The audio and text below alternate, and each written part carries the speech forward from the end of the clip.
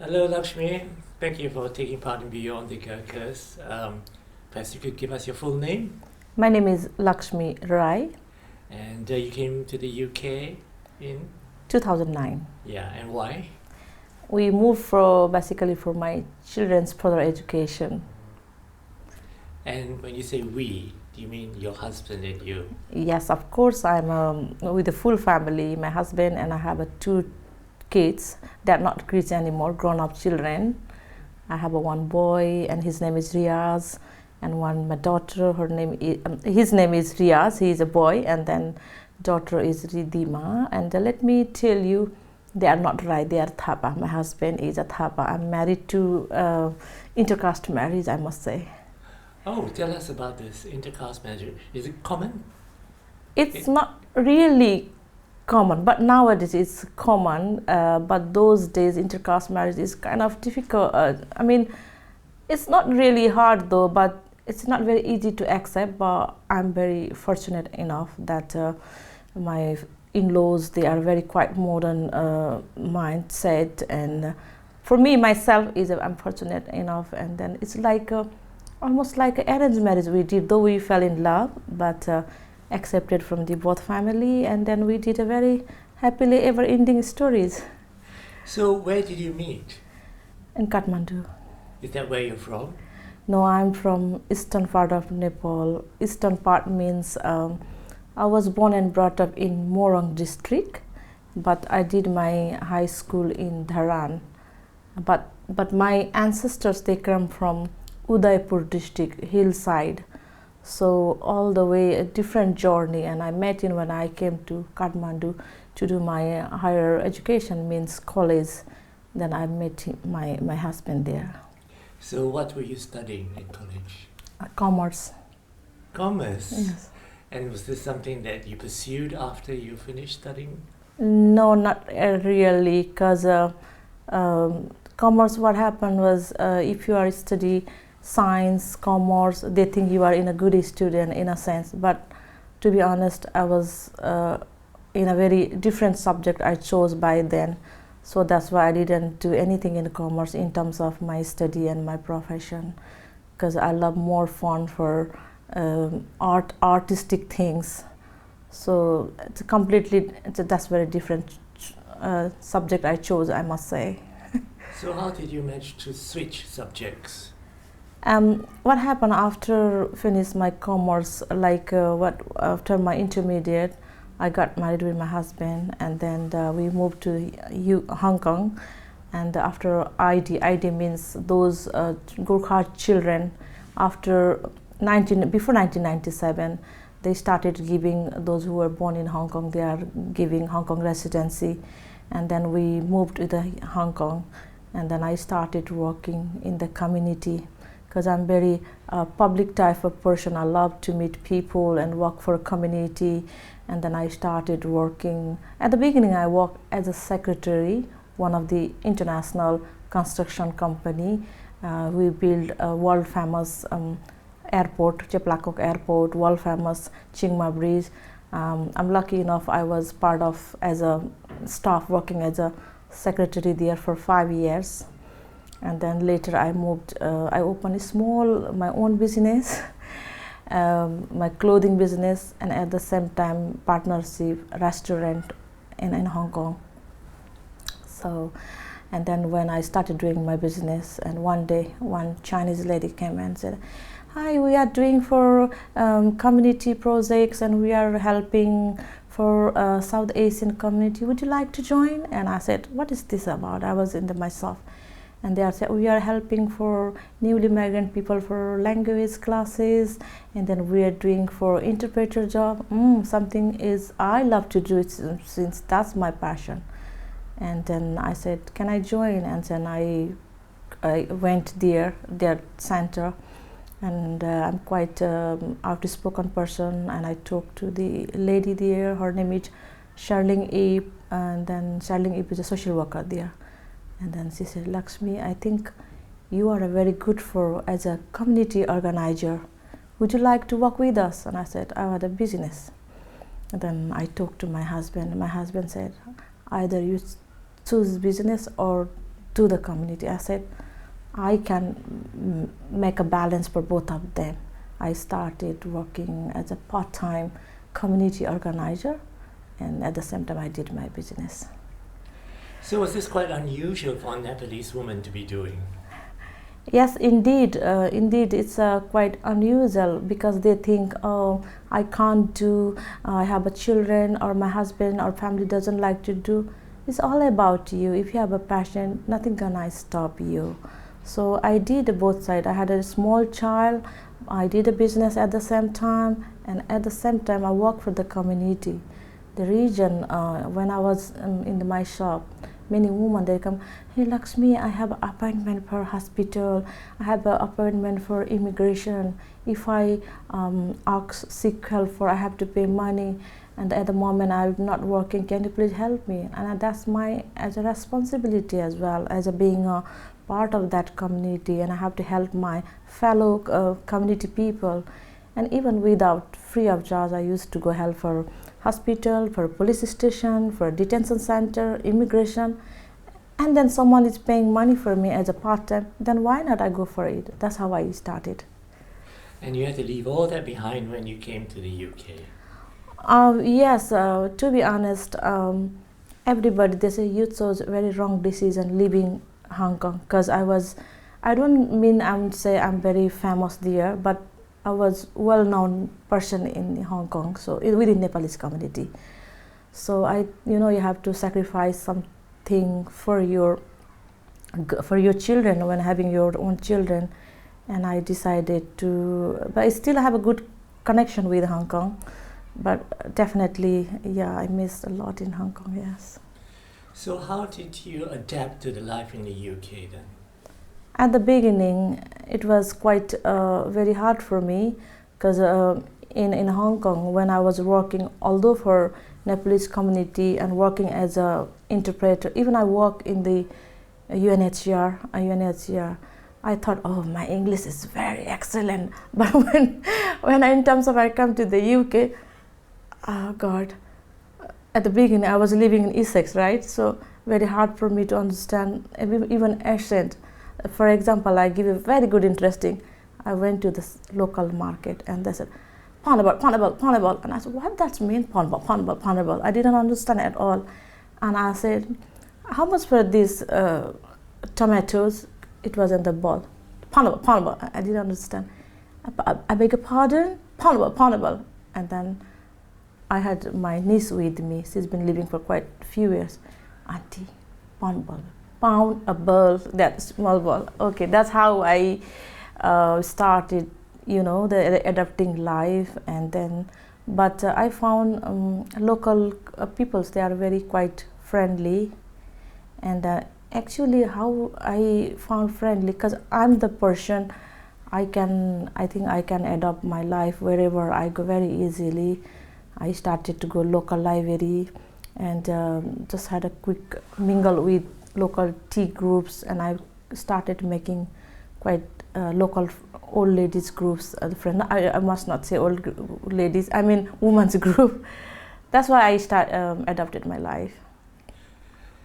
And you came into Essex, and that's where you're still living today, right? Yes, I am. Yes. So was there a big Nepali community there, or who are your neighbors? Essex is a big area, but the particular area where I am living is called Romford town, but I live in Gidia Park, and only my family will live there, and there's none of other, even South Asian people. But everybody is very shocked and surprised to see me. But I'm enjoying a lot with them. They are very friendly with me, and there are not many South Asian people lives there, that area. And they think I'm something very, very special for them, I must say. So I'm very good neighbors there. So how did you restart your career? In terms of career, I started from very, very zero level, scratch level, because I was not confident enough for my English. Although I did my college in Kathmandu, and I work in the community in the Hong Kong. I work even UNHCR.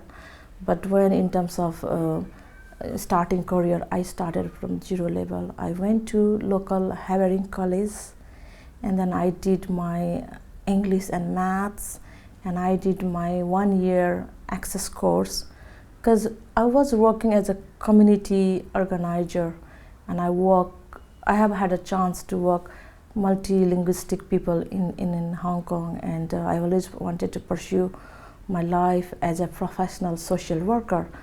And then although I was working as a project officer later on in the NGO in Hong Kong, I wanted to pursue my career further. And then after I did my access, I applied my university, and my first choice was University of East London.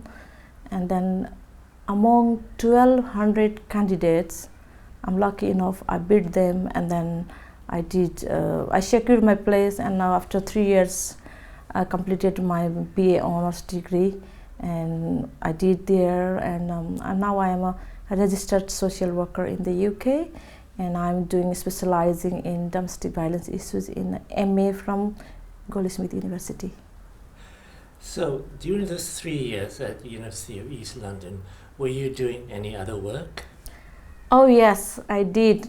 The reason, I was new in this country, so I was not eligible for student finance, and I have to pay on my own fee. And then, but I do have a passion to complete my study, and as I mentioned you earlier, nothing gonna stop if you have a determination, your strong willpower. And then yes, I did. I worked in the care home, which I never worked in my life, that kind of hard job. But I did it because I wanted to prove myself.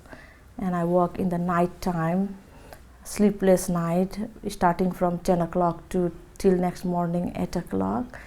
And after 8 o'clock, straight away 9 o'clock university without sleeping.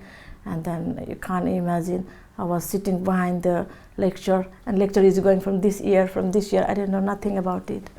And after that, around 3 o'clock, I have to rush back to home and cooking, cleaning, prepare dinner, and 2 or 3 hours, I just take a quick nap, and back to 10 o'clock, my work, to earn money, to pay my fee. Well, congratulations for getting your certificate at the end. And you're now, what are you doing in Goldsmiths? MA for understanding social work. That's for the domestic violence and sexual abuse. Because I'm working at the moment for women's domestic violence, fleeing domestic violence. And I'm always keen I'm not feminism person, but I would like to work for more in women's empowerment. That's the reason why I did my social work degree, to empower many women. Because if mothers are educated, the many things you can make a change. Because father, they are always working hard, coming back home, and then just relax. But mother, they have to help the homework, they have to do the house budgeting and everything. And I decided the reason, not only for earning money, lift up my life and career, to make a change and give us some inspiration for other women also. That's the reason I did it for my education. So you're referring mainly to women in Nepal? Even in the UK. Right. Okay, tell us about the UK. I have a couple of friends very closely. I'm giving, for example, for a reference. UK have a very good opportunity if you like to pursue your education. But some of them friends, when we have children, I can't give it enough time. We don't have time. We moved this country not for us. We are already old enough. Not even you across your 40s, and you say, we're old enough, and we are moved for our children education.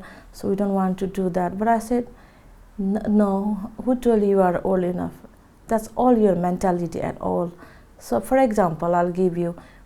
It's a very interesting thing. Even I did not tell my husband. When I once apply university, once I get confirmation, I gave a surprise to him. Because when I did college, he said, Laxmi, we are not moved for your education. We moved this country for my children's education. I want to see, I don't care about your money. Even you are not working, I'm fair enough, I'm happy. All I wanted, He's a very good father, and I wanted to see my children. When I come back to home, I wanted to see mother be with my children. That's true though. I did lots of sacrifice. Sometimes my son used to call me, "Mom, where are you?" And I said, "I'm in the library." "Oh God, because we are hungry." And I said, "Can you please try to open the freezer and the freezer and try to, there is a cooked food you can heat up." And no, we are not eating. We want to proper fresh food. We are grown-up children. You know that today's children, they are very smart and they give a very smart answer. So in that sense, I tried to prove myself, and I wanted to inspire women. Look, just give a little bit time, you can achieve that one. You can't believe, many friends, they laughed at me, and many, they criticized me. But now, everybody, they are appreciating, "Laxmi, you did it, you are a good example for us." I'm happy now. So what about the business side of things? Because you had a business in Hong Kong. Business is something I would like to start again, but I am a people person. I can't do profitable business, I must say. I would like to do as a commerce student. By then, I had some commercial ideas.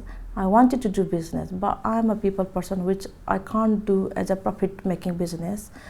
But recently, I decided to start social enterprise. I'm thinking that way, generating income, but helping at the same time those needy people. That's how I'm making that kind of business.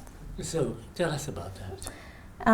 Recently, we established Junkiri Initiatives. Junkiri means in English meaning is the firefly, lighting the way for many women. Even you can change one woman at a time.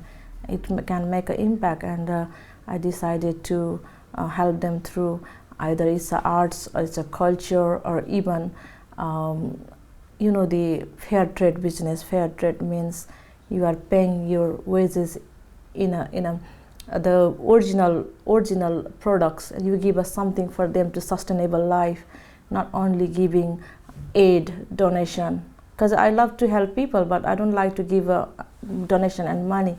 I wanted to see them make an impact and then changes. So that's how I wanted to do like sustainable way business.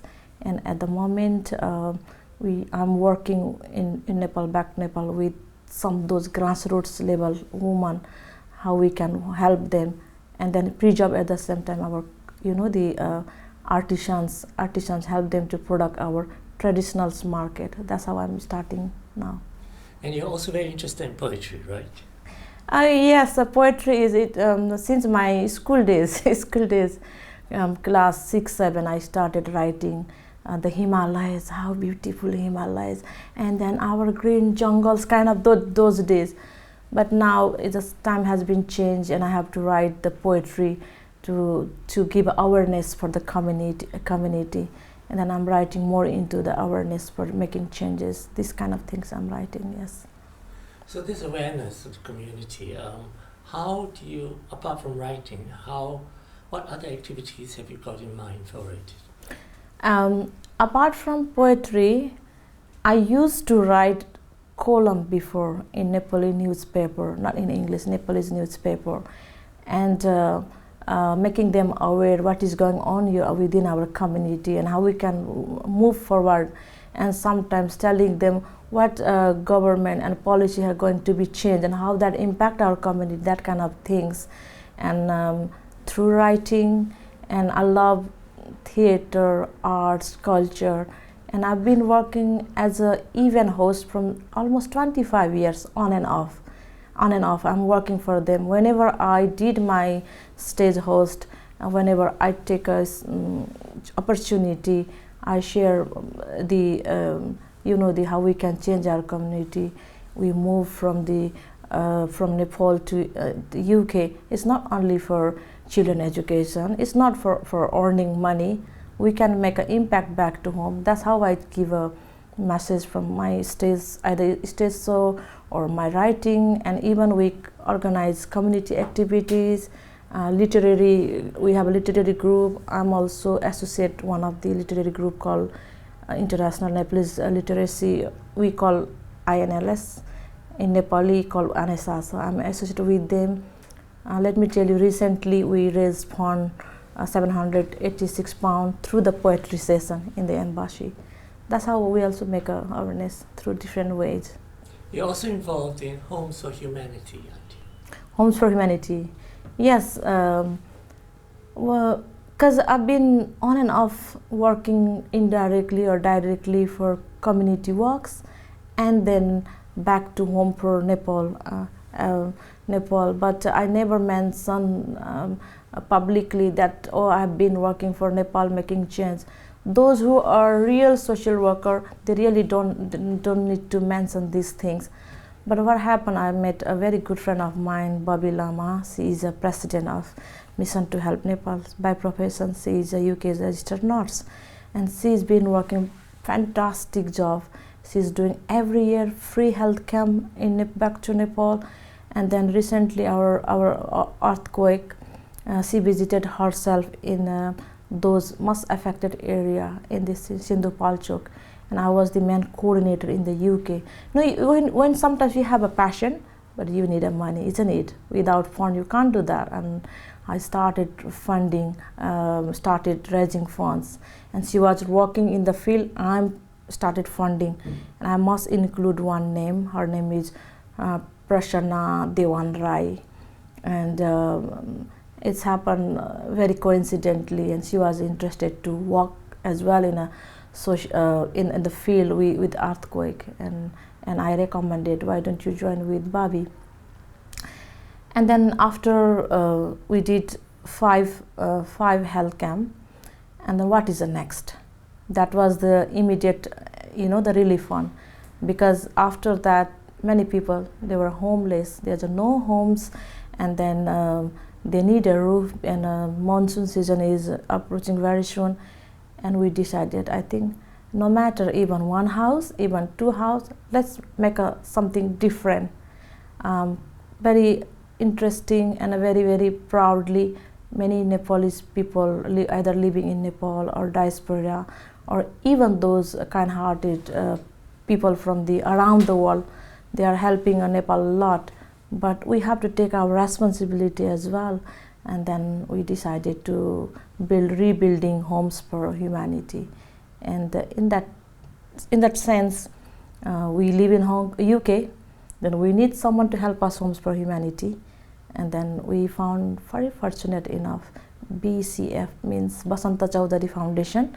A man himself is an industrialist but philanthropist, and he is also poet, and he is a very, very good social human being. I know him very personal way also, and whom I can believe. If I started Homes for Humanity, I need someone whom I can believe. Though I believe everyone, that's my weakness, but we are working as a partnership. So that's how we started our Homes for Humanity, as a collaboration with BCF, Junkiri Initiatives, and Mission to Help. And then we need a big team, right? And then I'm thank you for FIFA, and they are also come forward to help us, and the many other good people they are helping at the moment. So you've got loads of plans for the future. I'm a dreamy person, and I love to work always. I believe in action. That's why for that action we have to have a plan, right? So yeah, I do have lots of plan in the future. Homes for Humanity, you can just build a couple of houses, it doesn't end. You need to have other psychological perception. For example, many people, they have been traumatized, and they need the long-term support, for clinical support. My friend Bobby is we had a talk recently, and she said she's continuously doing her health sector, like helping even once a year health project and helping them. And then my sector, I would like to more. Now they have a house, but they need to go back to their normal life to sustain, and I'm trying to it's not a big, but how we can generate a small other way to help them. So I have a plan that one. Yes. Great. So have you got anything else to add? I would like to add, many people have a perception living abroad is a very good life. It is not, but it is not impossible and hard if you have a determination to change your way of living. And then I would like to add, and in terms of majority of our community, they have moving into abroad is especially for second, oh, we come to for our children's future. But you have to make your future first and automatically generate for your children's future. So I would like to say many of my friends and communities, never too late to study, never too late to start. And then one very vital point, never come right times unless you are making your own right times. Value yourself. Thank you, Laxmi.